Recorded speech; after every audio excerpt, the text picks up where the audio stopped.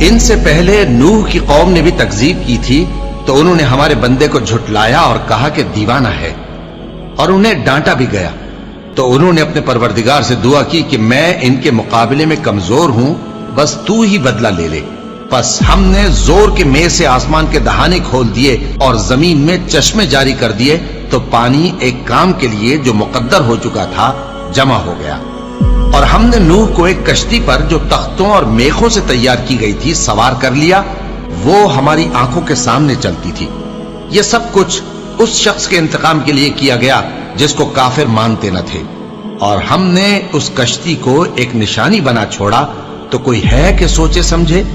سو دیکھ لو کہ میرا عذاب اور ڈرانا کیسا ہوا۔